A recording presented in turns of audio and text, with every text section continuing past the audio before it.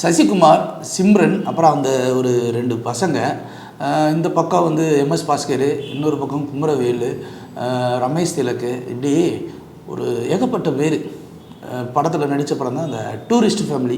இந்த படத்தை பற்றி பேசும்போது சமுத்திரக்கண்ணி ஒரு டைலாக் சொல்லியிருந்தார், இந்த நூற்றாண்டின் ஆகச்சிறந்த படம் நான் அதை சொல்லுவேன் அப்படின்லாம் சொல்லியிருந்தார். நமக்கே வந்து என்னென்னா, ரீசெண்ட் டேஸாக படம் பார்க்கும்போது, அது இந்த வாரம் ரிலீஸ் ஆன அந்த 3 படங்களே ஒரு 2 படம் வெறும் வன்முறையாக இருந்துச்சா, ஏதாவது ஒரு ஜாலியாக ஒரு படம் இருக்காதாடா அப்படின்னு போய் இந்த படத்தை போய் உட்காந்து பார்த்தேங்க. இந்த மாதம் பிறந்தாங்கன்னா 1ஆம் தேதி ஆச்சுன்னா இஎம்ஐ கட்டணும்னு சொல்லி தலைவலியோடு ஒருத்தர் வருவான் தெரியுமா, எந்த கடன்காரன் எப்போ வட்டி காசு கேட்பானுன்ற டென்ஷனு. அதே மாதிரி பிள்ளைக்கு ஃபீஸ் கட்டணும், பள்ளிக்கூடத்துக்கு ஷூ செருப்பு வாங்கணும், இது வாங்கணும், மாதம் பிறந்தா அரிசி பருப்பு வாங்கணும் அப்படின்னு 1008 டென்ஷனில் இருப்பாங்க தெரியுமா. குடும்பத்தில் அம்புட்டு பஞ்சாயத்து இருக்கும். இம்பிட்டு பஞ்சாயத்தையும் மனசுக்குள்ளே போட்டு அடக்கி வைக்காமல் அங்கே பக்கத்தில் எவனா ஒருத்தர் ஒரு டீ வாங்கி கொடுன்னு கேட்கும்போது அவங்ககிட்டே வந்து 10 ரூபா தான் வச்சுருப்பான். அந்த 10 ரூபாய்க்கு ஒரு டீ கேட்குறானு சொல்லி அதையும் கொடுத்துட்டு வருவான் தெரியுமா. அந்த மாதிரி ஒரு நல்ல மனசுக்காரங்க எவனாவது இருந்தாண்டா அவங்களுக்கான ஒரு படம் தான் இந்த டூரிஸ்ட் ஃபேமிலி படம். ஏன்னா வாழ்க்கையில் எல்லாருக்குமே அவங்களுக்கு கஷ்டம் இருக்குது, எவனுக்குமே கஷ்டமெல்லாம் இல்லை. நான் ஆஹா சிறப்பாக இருக்கேன் அப்படின்னு சொல்கிறேன்னா ரொம்ப குறைவு. அதெல்லாம் ஒரு கடவுளுக்கு சமூண்டு வச்சுக்கணும் நீங்கள் இன்றைய காலகட்டத்தில். அப்படிப்பட்டவங்க உட்காந்து அவ்வளோ டென்ஷன்லேயும் உட்காந்து ஒரு ஃப்ரீயாக ஒரு படம் கிடைக்காதாடா அப்படின்னா இந்த படத்தை பாருங்கன்னு தான் சொல்லுவேன். ஏன் இதை சொல்கிறேன்னா, நம்ம இந்த கதைப்படி ஒரு இலங்கை அகதி, அங்கே ஊரில் விலைவாசிலாம் ஏறி போச்சுங்கிறது நமக்கு தெரியும். அந்த விலைவாசிக்கு பயந்து கள்ளத்தோணியில் சசிகுமார், சிம்ரன் அவங்க 2 பசங்கள்லாம் திருட்டுத்தனமாக ராமேஸ்வரத்துக்குள்ளே வராங்க. ராமேஸ்வரத்துக்குள்ளே உள்ளே வரும்போது ரமேஷ் திலக்கிட்ட மாட்டிக்கும் போது ஒரு சின்ன பையன் தான் ஆக்சுவலாக சசிகுமார் சிம்ரனுக்கு அப்புறம் அடுத்த ஹீரோ பையன் வந்து ஒரு லாஜிக்காக ஒரு விஷயத்தை பண்ணி அப்பனுக்கு அப்படி ஆப்போசிட்டாக உல்ட்டா பண்ணி தப்பிச்சிடுறாங்க. மெட்ராஸில் வந்து ஒரு சாதாரண ஒரு வாழ்க்கை, தமிழர்கள் மாதிரி ஆதார் கார்டு ரேஷன் கார்டு மட்டும் ஏமாற்றி ஒரு செட்டில்மெண்ட்டில் வந்து ஒரு வாழ்க்கை அங்கே வாழ்கிறாங்க. அங்கே வாழும்போது இந்த மெட்ராஸில் தான் ஊரில் இருக்கிறவங்க கூட எவனுமே பக்கத்து வீடு எதிர்த்து வீடு அண்ணன் தம்பின்ட்டு எவனுமே சொந்த கொண்டாட மாட்டாங்க. அவன் வேலையை பார்த்துட்டு போவான். காலையில் 1 நேரம் சாயங்காலம் வருவான். எவன் எக்கெடுக்கிட்டு போனா என்ன, நடு ரோட்டில் ஒழுங்கு கிடத்தா கூட என்ன அப்படின்னு தான் நினைப்பாங்க. ஆனால் அவன் ஏதாவது தப்புன்னா கம்ப்ளைண்ட் பண்ணுவான். இது மட்டும் தான் நடக்கும்.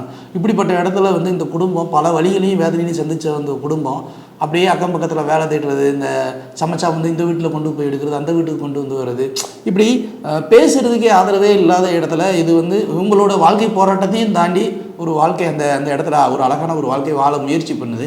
அப்படி வாழ்க்கை முயற்சி பண்ணும்போது எல்லாத்தையுமே ஒரு கனெக்ட் பண்ணுது. இதே இடத்துல ராமேஸ்வரத்தில் ரமேஷ் திலக்கு தப்பிச்சு போன இடத்துல ஒரு பாம் பிளாஸ்ட் நடக்குது. இந்த பாம் பிளாஸ்ட்டுக்கு இந்த குடும்பம் தான் காரணம் அப்படின்னு சொல்லி ஒரு சந்தேகம் வந்து அவங்கள தேடி ஒரு குரூப் ஓடுது.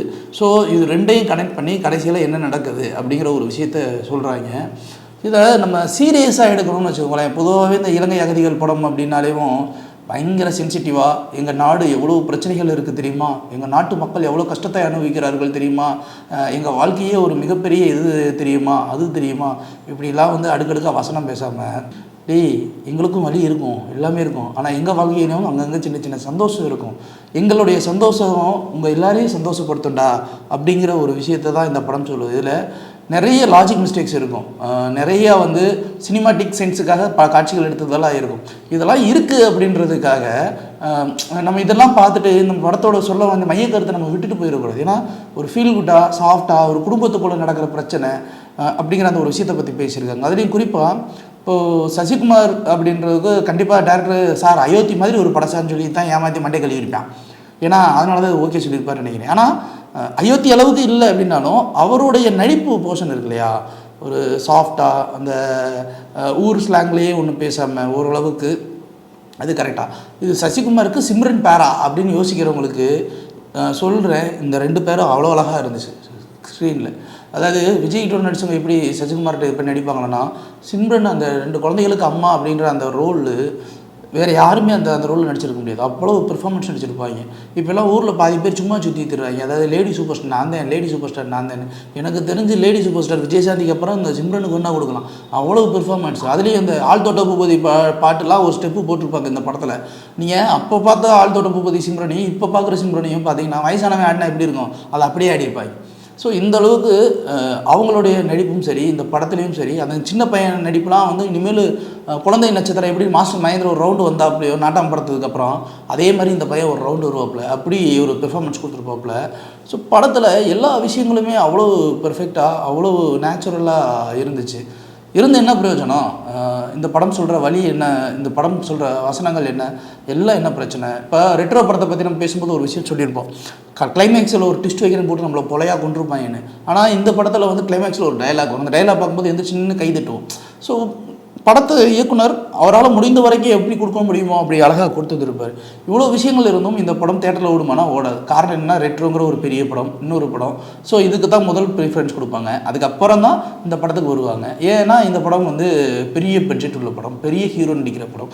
இப்படி சொல்லி தன்னோட சின்ன படத்தெல்லாம் பூரா சாவடிச்சுட்டு அப்புறம் வந்து தமிழ் சினிமா வந்து செத்து போச்சு, வெந்து போச்சு, நொந்து போச்சு நம்ம சொல்லி தர்றோம். இப்போ இதுவும் அதே மாதிரி தான். ஒரு நல்ல படத்தை நம்ம தூக்கி வச்சு கொண்டாட போகிறது கிடையாது. காரணம் என்னென்னா, 200 300 டிக்கெட் கொடுத்து ஏன் 2 படத்தை பார்க்குற அளவுக்கு கிட்ட வசதி இருக்கா அப்படின்னு கேட்குற மாதிரி இருக்கும். உடனே என்ன ஒன்று தெரியுமா, இந்த படம் இதிலிருந்து ஓடிடியில் ரிலீஸ் ஆனதுக்கப்புறம் ஒரு நல்ல படத்தை தேட்டரில் நாங்கள் தவற விட்டுறோம், இது சூப்பர் படம், ஓடிடியில் பார்க்கணும். ஓடிடியில் பார்க்குறதுனா என்ன பைசா பிரயோஜனம் வருமா அந்த ப்ரொடியூசருக்கு? இல்லை இனிமேல் அந்த டேரக்டர் ஒரு நல்ல கதை தான் எடுப்பாங்க. என்னை பொறுத்த வரைக்கும் அந்த படம் ரிலீஸ் ஆகும்போது அப்பயே அந்த படத்தை கொண்டாடினா தான் அதுக்கு ஒரு மரியாதை. தவறி லப்பர் பந்து படத்தில் நம்ம தப்பிச்சு கொண்டாடிட்டோம். அதே மாதிரி இந்த படத்தையும் கொண்டாடினோம்னா இது மாதிரியான நல்ல ஃபீல் குட் படங்கள் வரும். ஆனால் வராமல் போச்சுன்னா ஒன்றுமே பண்ண முடியாது. எங்களை பொறுத்த வரைக்கும் வந்த இந்த 3 படத்துலேயே வந்து பெஸ்ட்டு அப்படின்னா அந்த ஃபேமிலி ட்ரிப் தான். ஆனால் இந்த படம் வந்து எத்தனை பேருக்கு பிடிக்கும் அப்படின்னு சொல்லிட்டு சொன்னால் எல்லாருக்குமே பிடிக்கும், ஆனால் பார்ப்பாங்களா அப்படிங்கிறதான் ஒரு கேள்விக்குறி. ஸோ இது ஒரு நல்ல படம், குடும்பம் வரைக்கும் படம் பாருங்கள். இந்த மாதிரியான சின்ன கதைகளை முடிஞ்சால் வாழ வச்சா தமிழ் சினிமா அப்பப்பைக்கு எங்கேயாவது உயிர் பொழைச்சி முன்னேறி வரும். லைக், ஷேர் அண்ட் சப்ஸ்கிரைப் பண்ணாதவங்க இப்பவே சப்ஸ்கிரைப் பண்ணிருங்க. எங்களோட அப்டேட்ஸ் உங்களுக்கு வரணும்னா பெல் பட்டனை பிரஸ் பண்ணுங்க.